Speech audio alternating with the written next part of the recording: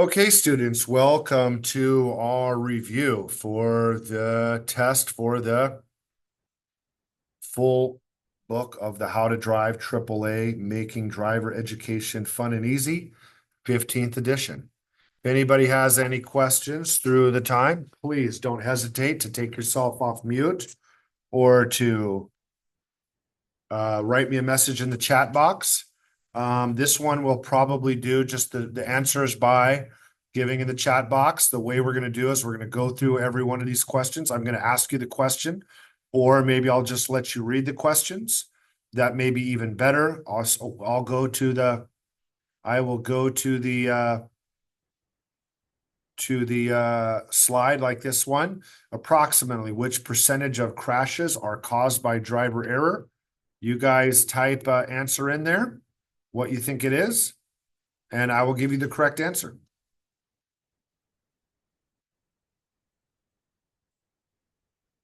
Correct. A lot of you guys got that correct. It is D, correct.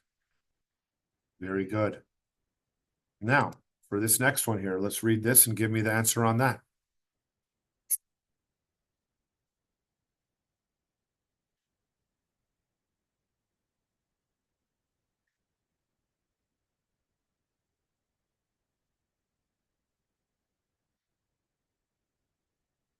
This one, the correct answer is going to be D, 20 to 30 seconds.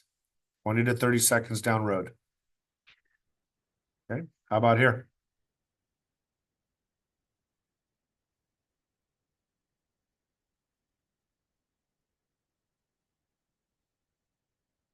Correct answer on this is going to be A, between 9 p.m. and 6 a.m.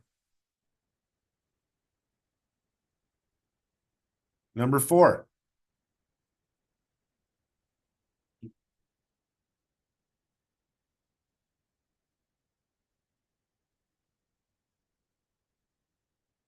D, correct. Number 5.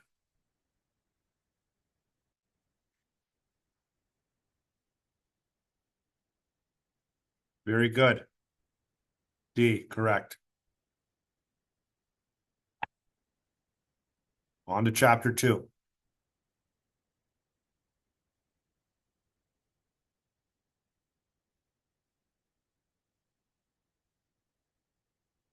Every time you drive. C, correct.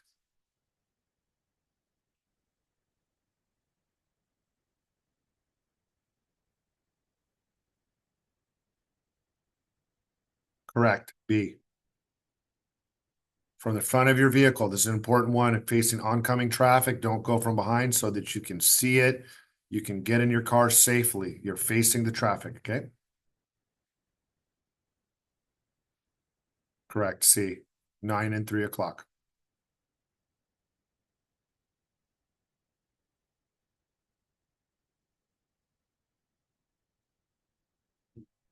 It's going to be A on this one, okay? Don't sit closer than 10 inches so it doesn't just blast you in the face, all right? Top of your head restraint should be.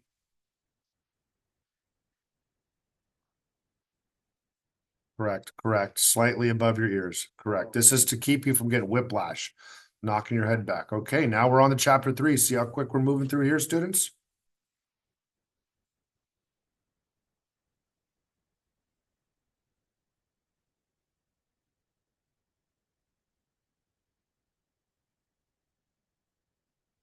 C, 20 to 30 seconds, okay?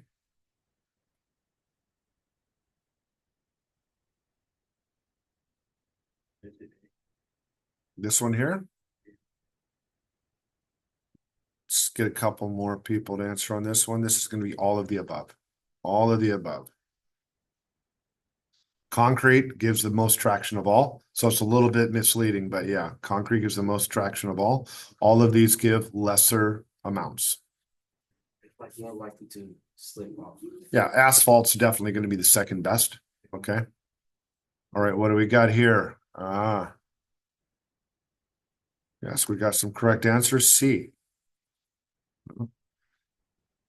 4 times. It doesn't just double. Remember that. So yeah, 20 to 40, it doesn't just double, it quadruples. Right?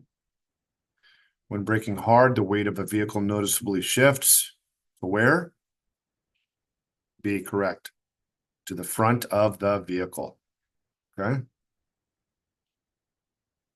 When turning to the right, the contact patches of the which side increases in size?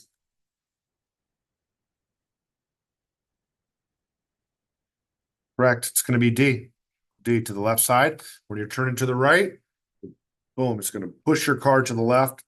There's going to be more on those left side tires. Okay. Look at this. We're on to chapter 4, just like that, students. When starting the engine, you should release the key or start button as soon as the engine starts. Correct. D. Don't keep turning it. When you hear the grinding sound, that's too late. As you release the parking brake, too late. Okay, when backing straight or to the right,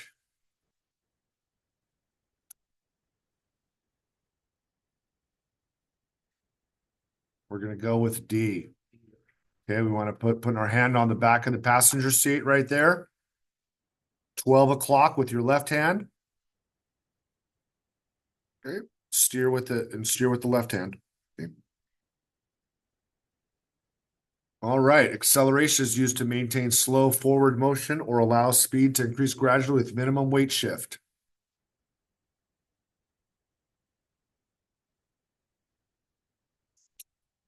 The correct answer on this one is going to be B, correct. B, light.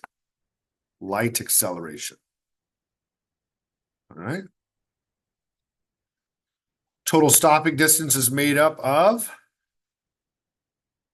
Correct. Everybody's got that one right, D. All of the above. Reaction time, braking time, and perception time, right? Reaction time is what takes me to realize I need to stop. Or no, perception time to realize what's going on. Reaction time from the time my mind processes it to my foot. The braking time, now it's the part of the car, okay?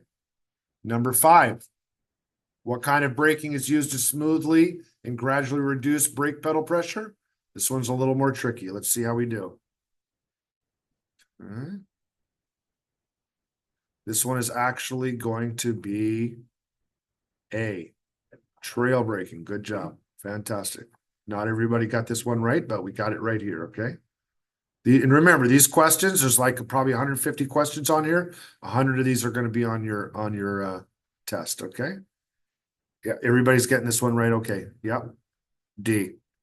These color, shape, and wording, right? Orange, red, and yellow, octagons, triangles, and words, of course. Okay, railroad advanced warning signs are. Advanced railroad signs are. They're actually going to be D. Yellow and round. I want to see those ones for the real Yeah. ones. Okay, an odd number interstate with a single or double digit indicates a route that. This one's a little bit tricky. But I think was it yesterday that we went over this one? I believe so. Yeah, I think so, because everyone's getting this one right. D runs north and south. Odd numbered is north and south. I-5 goes north and south. I-90 goes east and west. It's an even number, okay?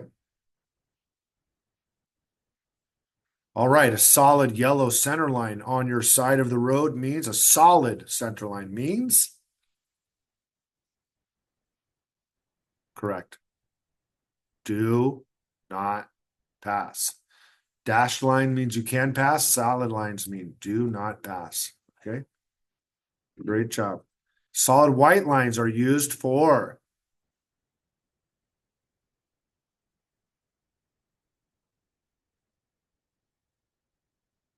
Yeah, we got that correct. Everybody's got that one correct, both A and B. Okay. Now let's move on to chapter 6. We're moving through here fast, students. Okay. Chapter 6. Okay. A driver's license.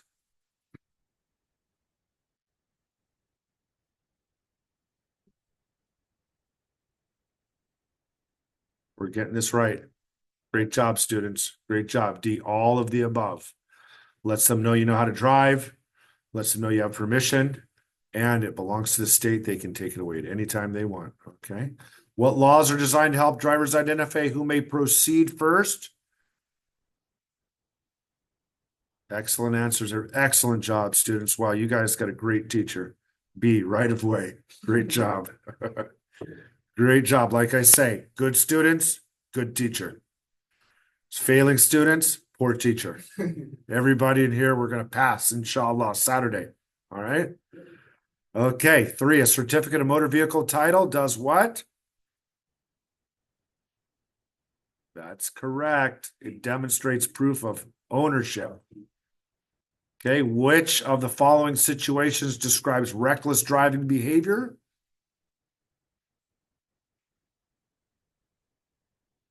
Correct. Somebody just said A, but that's true. It's actually going to be D, though. All of the above. They know it's a risk. It's obvious and serious. All right. Most states have blood alcohol concentration limits of what for drivers under 21? Under 21. Great job. Everybody gets this one correct. Exactly. It's much different. When you're under 21, any amount is going to be enough to get you booked. All right. Chapter 7. Look at this. We've moved on. What kind of vision is the 5-degree cone representing only 3% of a driver's total visual field? This one's a little more tricky. Yeah, we got some people. Oh, well, okay. We got to change the answer there. Okay. Okay. Okay. This one is going to be A. Yeah, hey. Correct. Central vision. The one straight ahead of me is just 3%. Okay. The distance ahead that you search as you drive is your correct. It's going to be D, visual lead, right? This is where we're driving, especially when I'm talking about driving on the highway. We're looking way up ahead of us, right? So anything happens in between us and them, the lights flash, we notice it all. If we're just looking at the car in front of us, we may not find out till it's too late. Okay, so drivers in church, how far down the road? How many seconds ahead? Let's see. What do we? Excellent job, students. Excellent jobs. Wow. You guys went to a great driving school. Great job. Correct. D. 20 to 30 seconds, as far down the road as we can. Far down the road as we can see. All right. We should maintain a visual control zone of how many seconds? Visual control zone. This one's a little bit different. Let's see if we get this one right. Wow, look at you guys. Wow. What great people we got here, huh? I don't know where they found these people at. Great job we're doing, okay? To effectively search the total traffic scene, drivers should monitor the area. There you go. D is for donut, right? We got our donut. Rear, sides, front, and the back too, right? We should be all the time. We're looking in front of us. We're peeking in our rear view mirror. We're peeking on our side view mirrors. The driver's job never starts. Driving a car is not just a fun thing that does it by itself. This is why we talk about the highway hypnosis that happens sometimes when you've been driving for a long time. You just kind of lose track, okay? All of the above. Great job, students. Okay. A closing probability when driving is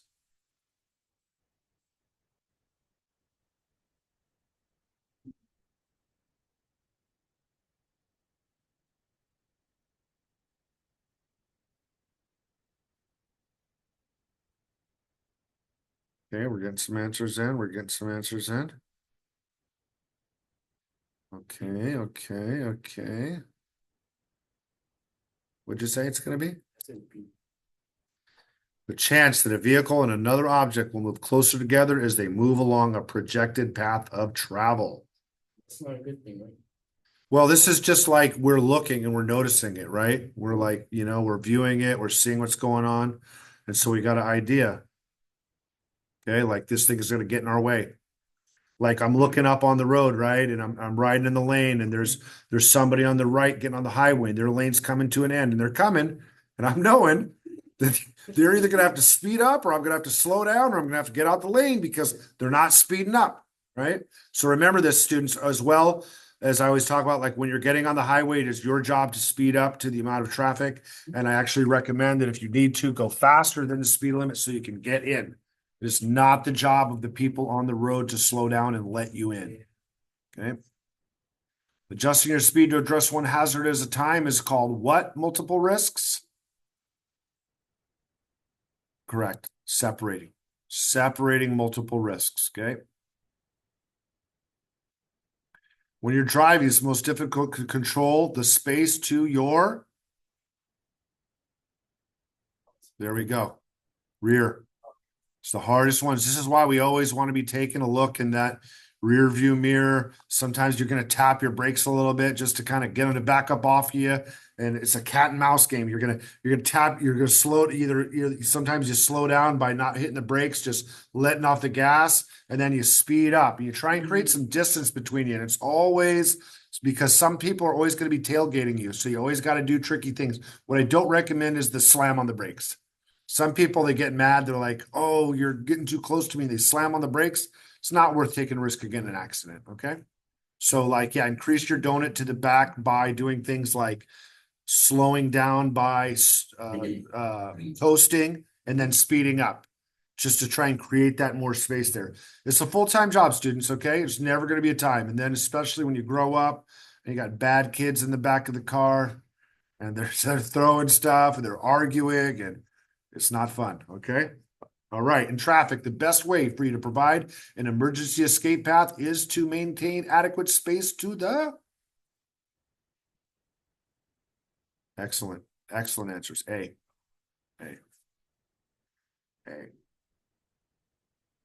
Front and the least side of the vehicle. This is why we talk about not getting in stop situations, not getting too close to the car in front of you, right? So if you need to go around them to the left or the right, you can just go. You don't need to back up to go. So what we do recommend on that is make sure that you can see the back wheels of the car. If you're too close to the car where you can't see the back wheels, you're not going to be able to pull around safely and easily. Okay. Let's go here to number 5. When faced with dangers close to both sides of your pathway, you should give up. This one's a little bit tricky, but you guys will probably get it right. Go ahead and read through them.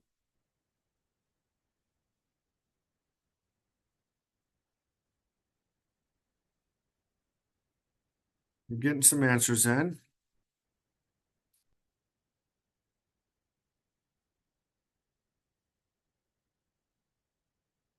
There we go. That's what we're looking for. Oh, There we go. Always need to avoid the bigger problem, right? Avoid the most dangerous problem at the time, if possible, okay? Okay, look at us. We are going. We are moving through here. Chapter 9. Chapter 9. We're already there. Chapter 9, questions. Most states' laws require a driver to signal at least how many feet before turning? No, not quite, Leo. That's close, but no, there we go. There we go. There we go. Yep. 100 feet. 100 feet. When I was growing up, it used to be 90, but now it's 100.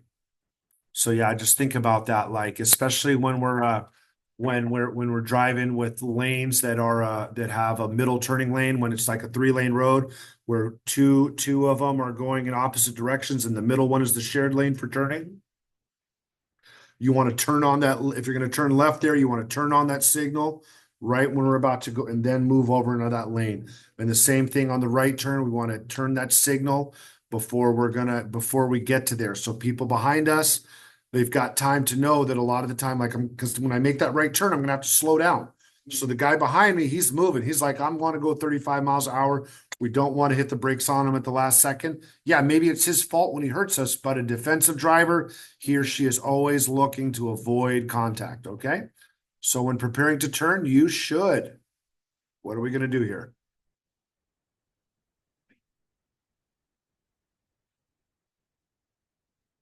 oh, Complete your braking before you turn the steering wheel. On turning corners, the order is slow down, turn, accelerate. Okay. Once you get into the turn, you can start to press on the gas a little bit. It's going to give you a little bit better traction. Okay. All right. Now, when reversing direction, you need to consider.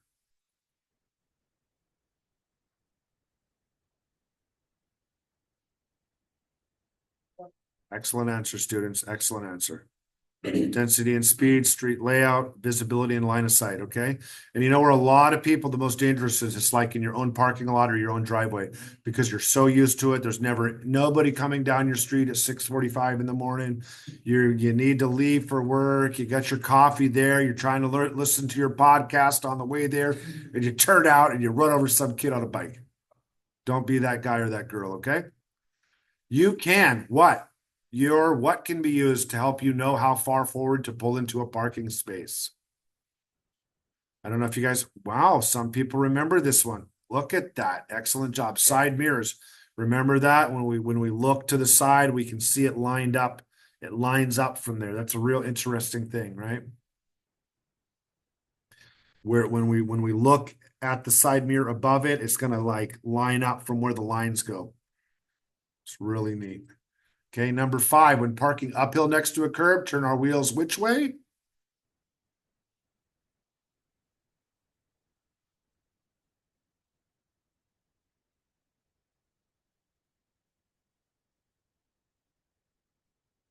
It's going to be C. Yeah. When we're uphill, think about it, right? We want to turn away from the curb. So if the car is going to roll backwards, we want it to roll to the right.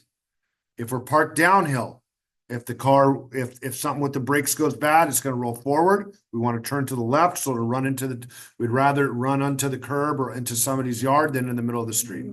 Okay. The people on the yard, they're not going to be happy, but it's going to be better than the people on the street getting hit. Okay.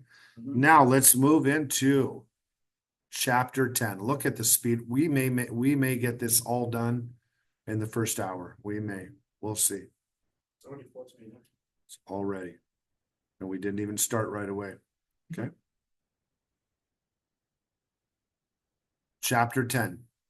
Right? Which of the following are considered to be vulnerable road users? Correct. Correct. Even the motorcyclists, they don't have a car around them. They don't have airbags. They don't have a seat belt. I mean, it's arguable about which ones of them are more vulnerable. I mean, yeah, all of them are very vulnerable. Motorcycle is a very, very dangerous thing to drive. Yeah, let's move on. Okay. In crashes involving a passenger vehicle and a motorcycle, the motorcycle is usually at fault. True or false? B. Yeah, false. People all the time. This is especially when it's in your blind spot, man. People turn into that motorcycle. They're not paying attention. They're not making a lot of noise. They're not really big. Be on the lookout for them. Okay. Which of the following statements is true regarding sharing the road with large trucks?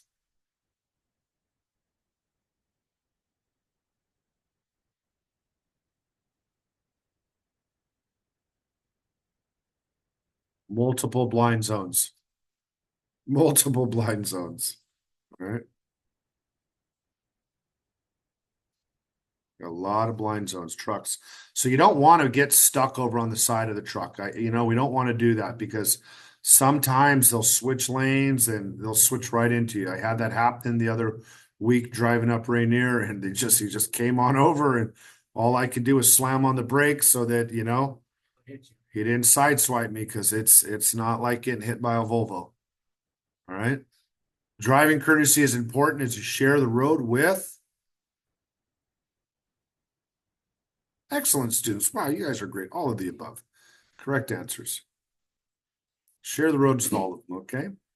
How about number 5? What are we thinking here?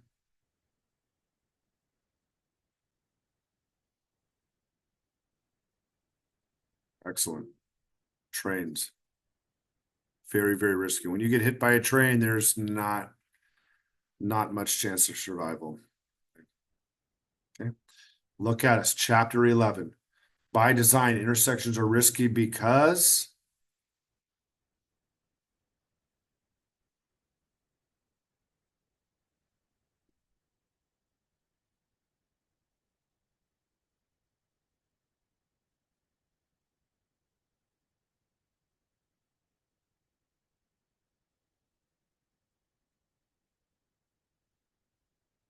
there we go. Vehicles cross one another's paths to travel at various angles, right? Intersections types include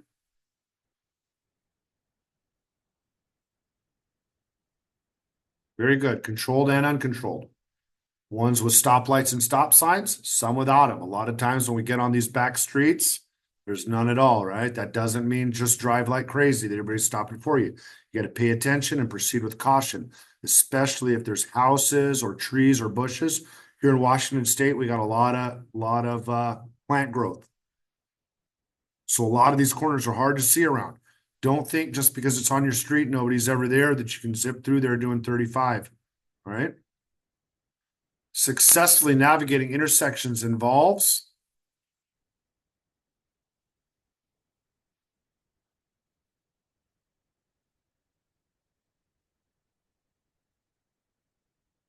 excellent answers. D. Excellent job. Okay, an important difference between expressways and freeways is expressways feature intersections, whereas freeways use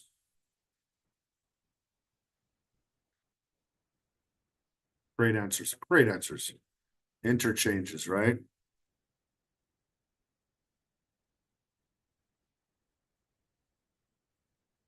Three main parts of freeway driving are Uh, quick answer real quick. What are interchanges? Interchanges is when you get to part of the highway where there's a road and there's an exit and you get on and you get off there, right? It's not a stoplight. There may be a stoplight in the end, but the getting off the highway part, that's the interchange. Or if it's going onto a street, sometimes it'll be the curl around to go onto the street after the road. So that's what we mean by interchanges. And on this one, some of us got it, some of us didn't. It's going to be C, getting on, driving on, and getting off. Okay. Three parts of freeway driving: getting on the highway, driving on the freeway, and getting off the freeway. Okay. Excellent question though on the interchanges. Thank you very much. Okay. BAC stands for, I just went over this in my other class. This one's easy to mess up, but let's see if we can get it right, because they all pretty much sound the same.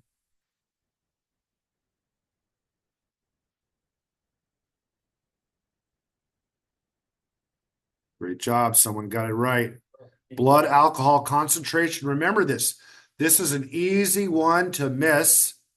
That'll dock you some points. Is one you can get easy. That all of them, breath alcohol contact, blood alcohol concentration. Let's remember that: blood and concentration. Those are the ones for this one. This is a tricky one. This one for sure, it always shows up on the test, and a lot of us miss it. Okay, because they all sound the same. If somebody said any of these to me, I'd be like, yeah, of course, right? Of course. But it's blood alcohol concentration, not content. Concentration, not breath. Could you think breath? They usually use the breath machine, right? It's going to be blood alcohol concentration. Okay. Alcohol is what kind of a drug?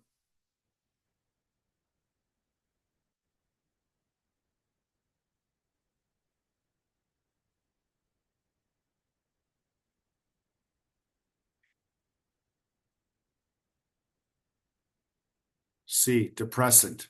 Okay. It slows you down, makes you go to sleep, start to high. My name is Brian. Welcome to the class. Right? There you go. Stimulant, that's like coffee. Makes it, hi, how's everybody doing? Right? Real jumpy. Okay. Okay. The first ability to be impaired by alcohol or other drugs is. Great job, students. You guys got that one. Judgment and decision making. Correct answer. It's not going to be knowledge. You're still going to know everything. Alertness and balance are going to go, but judgment and decision making. You're like, yeah, I'm going a little fast, but so what? Yeah, there's a grandma pushing a cart through the intersection, but no problem. Go around her. Okay. Number 4, factors that affect how high a drinker's blood alcohol concentration reaches include. Excellent, right? The height doesn't matter, right? Yeah. I mean, it may to an extent, but I mean, right. I mean, because I would think someone that's like 6'10", 300 pounds is someone different than the 5'2", 300 pounds in that regards. But but for all intents and purposes. Remember that, students, intense. When we say this, intents and purposes, intense, intents, intense. A lot of times we get that messed up. All right. It takes the body on average approximately how long to eliminate the alcohol contained in one drink? Can we remember back to this one? Here's a good one. Here's a good one. If we can wow, great. Look at that. Oh, What a, you guys got a great teacher. Wow. Wow. The way that he pushes those slides and clicks on those buttons is just, mashallah. It's a great job. Great job. Thank you, students. Wow, you guys are I'm feeling really good about this so far. Here we are on to chapter 13. Look at that. Chapter 13. People who are driving while affected by marijuana will.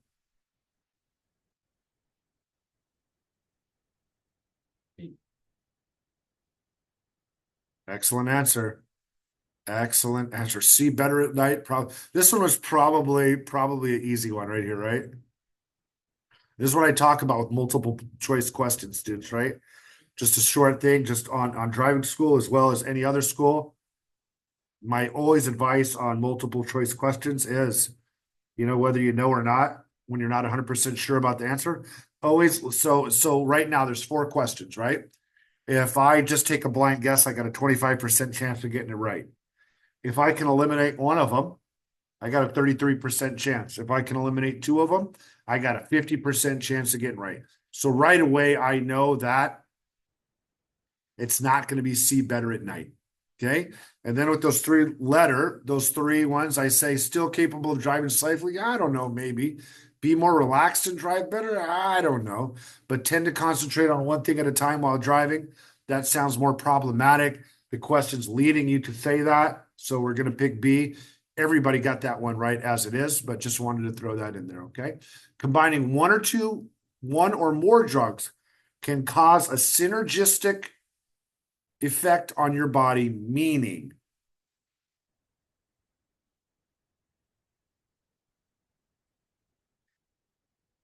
excellent job. It intensifies, like it makes the effects of both. What this means is it's going to make the effects of both of them more intense and worse, right?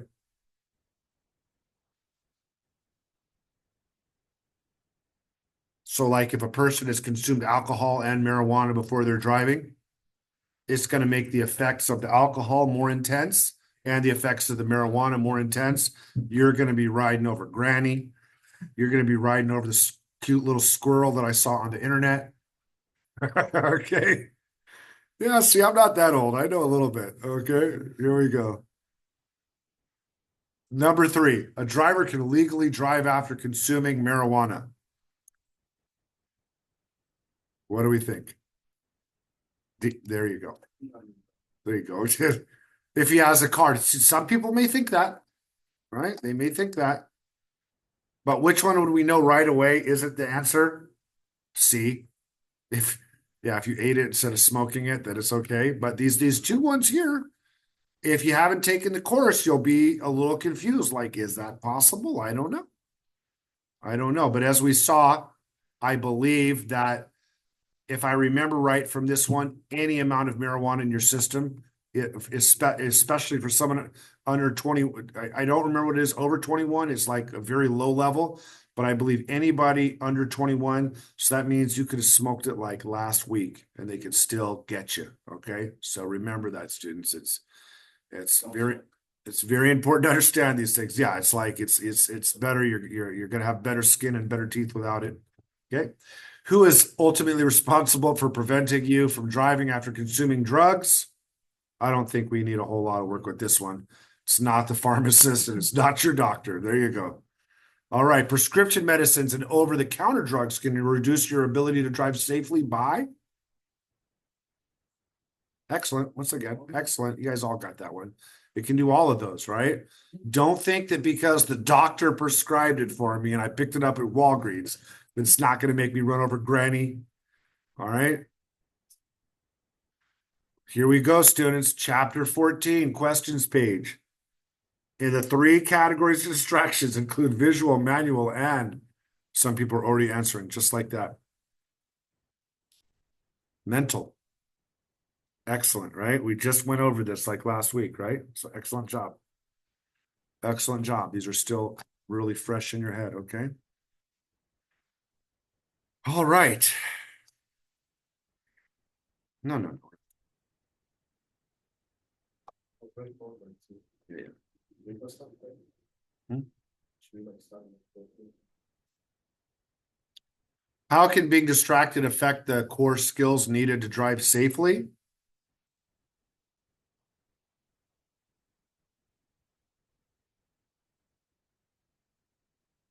All the above. It can affect your perception, your actions, and your decision making, right? Improper action, right? It's really great. Like my kids, they're back there fighting in the back of the car, taking the cookies, snatching it from one another, slapping each other in the face. And I turned the wrong direction, ran over the cute little squirrel. Okay, number 3. After using voice commands on vehicles and phones to make a call, send a text message, or change the music, mental distraction can last up to how many seconds?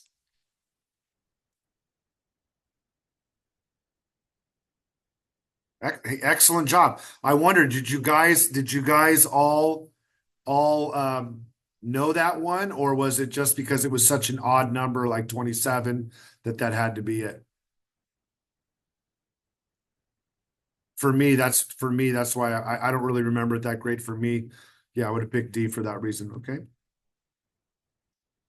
Now let's move on to 138. The most effective way to prevent becoming distracted by a cell phone while driving is to What? do not disturb mode. Turn it off. Even with it buzzing and the light coming on, you're still going to look down. Okay. And the less distracted you are, the better. Okay. Now, if you encounter a suspected distracted driver, your first step should be to excellent, excellent, right? Excellent. Everybody got that one right. Yeah, start doing number C, start doing your own investigation. Don't worry about that. The police are already getting compensated handsomely. It's not your job. Just get away from them. Right? I think I've told you guys all about this. When I'm riding on the road, especially on the highway, I can tell the drunk drivers, get away from them. I can tell the texters, I can get away from them. I don't want to get hit. I don't care if it's their fault. All right. Chapter 15. According to research, approximately how many drivers who crashed after falling asleep did not detect any signs of drowsiness before crashing? Half.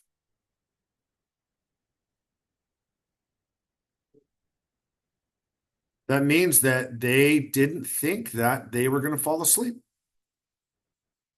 Yeah. Half of the drivers that fell asleep didn't have any clue. Okay. So this is remember, about getting the right amount of sleep, knowing what your limitations are, right? Not putting yourself in that position where you're having to make a long drive at 12:45 at night, right? Now, let's say you're a trucker, you drive the night shift, you're used to sleeping those hours. That's different than me and you, right? We're students. I work at a school, right? So we're all used to getting up at six o'clock every morning, right? So midnight is 18 hours later for us, okay? Now, most people experience energy dips approximately at midnight and 6 a.m. dips. And again, from approximately when? It's when they're most likely to fall asleep. Excellent. 2 p.m. to 4 p.m. Think about that. A lot of us are driving at that time. A lot of us are driving at that time. Okay, people ages 12 to 18 in between how many hours of sleep a day? Nice. It's a lot, right? So remember this, like this age stage, this is like your final growth spurt, right? There's a whole lot going on there, right? So for me, maybe I don't need as much because there's just not a whole lot going on. Maybe I only have to worry about growing horizontally instead of vertically, right? So for me, it's about like don't eat late at night, right? Go for a walk after I eat. Okay. Now, what occurs when a driver uses a vehicle or some other object to threaten or oh yeah, we know this one. Road rage. Road rage. We didn't have to even read all of this one, okay? Aggressive driving counts as road rage. Aggressive driving does not count as road rage, but a lot of aggressive driving can lead to road rage, okay? Okay, what is an effective way to remain awake when drowsy behind the wheel? Great job. We just went on this one. Everybody remembered it, right? It says, remember, it's effective. Like these may work for a minute. Yeah, opening the windows is definitely better. Like driving with, if you're tired and it's nighttime and it's raining and you're in the car with the windows rolled up and you got your heater up at 85 degrees, you're gonna fall asleep real fast. Okay, so maybe having the window open and having a little bit of that cold rain blowing on you is gonna help a little bit, but it's not a permanent. It's not a permanent idea. It's not like I'm gonna just drive 3 hours to Portland at night at 12 at night and I'm just gonna open the window. It's not gonna work. You're gonna crash, fall asleep, and be wet. Okay, so let's take a break right here, okay? Because we finished in our class through 15. We're still gonna go over 16 as well. 16, 17, 18, and 19, because these ones are there as well. And we're gonna take a break of about let's say 17 minutes. 17 minutes is going to put us at 5:05 p.m. Okay, here we are on chapter 16. Okay, so it's raining hard. Your vision is limited so that you cannot see the edges of the roadway. There is no rest stop or a parking lot in sight. What is your best course of action?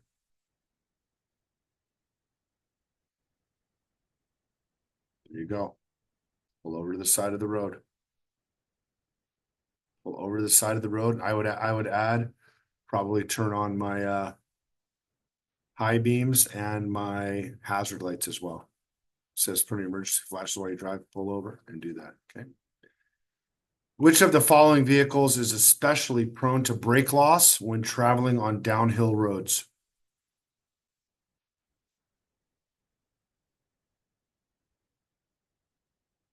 Excellent. Excellent. That's correct. C, trucks. What can increase risk when driving in low light or nighttime conditions?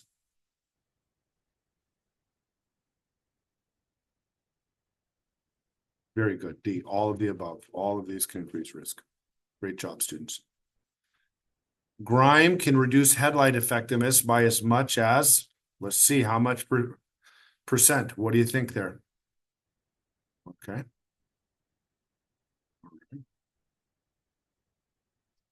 What would you say if I said D? Right? If you let it get really dirty, it can do a lot. Okay. Now, as few as how many inches of water can cause you to lose control of your vehicle? Generally, we're talking about hydroplaning and things like this. Doesn't take much. I'll tell you that.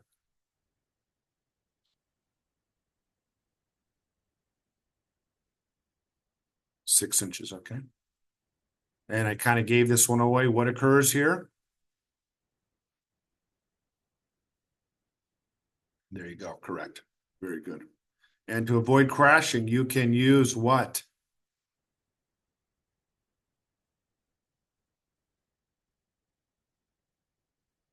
Great job, students. Great job.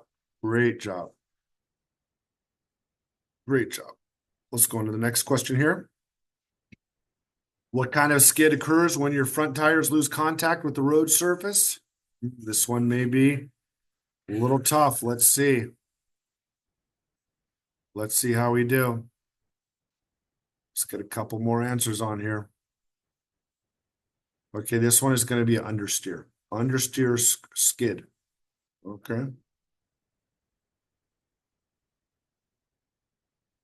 You begin to skid, the best response is to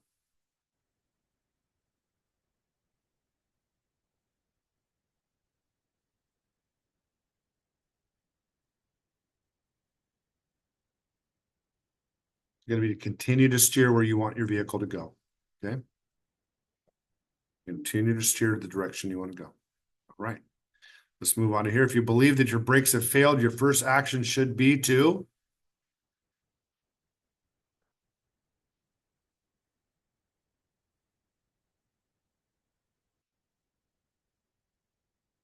first one is going to be D. Make sure. If you think they have, first try that. Yeah, there's people are saying shift to a lower gear. That would be the second one. That's excellent, excellent one. But yeah, first thing we're going to do, we're going to pump the brake pedal to make sure. Okay. And pump it as well to see if we can't get some pressure going in it. Sometimes if there's a leak and you pump it a couple times, you can get it to break. Okay. So you can safely get off the road, even if there's a leak. Okay. Chapter 18 now. Vehicles use the greatest amount of fuel when it shouldn't be too tough. There we go. Excellent job. There we go. Accelerating, right? That's when you're burning the fuel. Braking and turning, not necessarily much. 18. What should be considered when purchasing tires?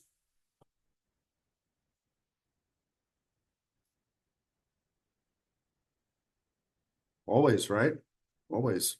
All of the above. Quality, life, rating, all of those, right? Especially here, like, because tires are expensive these days, students, right? But especially here in a place like Seattle where we get a lot of rain, we get black ice, we get snow, we get a whole lot of stuff. Sometimes the cheapest tires aren't going to be the best choice. And I'm telling you for myself, for someone that's bought cheap tires and expensive tires, there's a real difference. There's a real difference with the way that it performs and feels on the road. Okay. Some feel like soft, the difference between like soft shoes that grip the ground well and make it so your ankles and your feet don't hurt. And some shoes that are cute, but they're just like hard as rocks. And you're like, oh, these look cute. Yeah, that's tires the same way. Okay. Let's look here. The recommended tire air pressure can typically be found.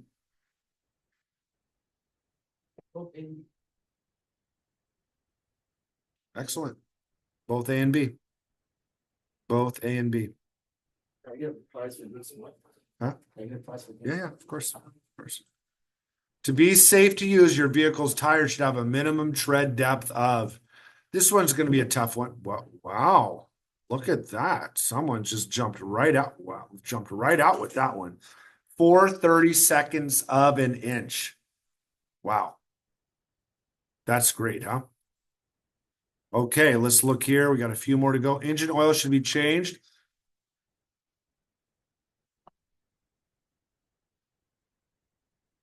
There you go. There you go. Most of them, like mine, they're always telling me to change mine every 3,000. But according to the maintenance schedule in your owner's manual. Excellent job. Okay. Students, we have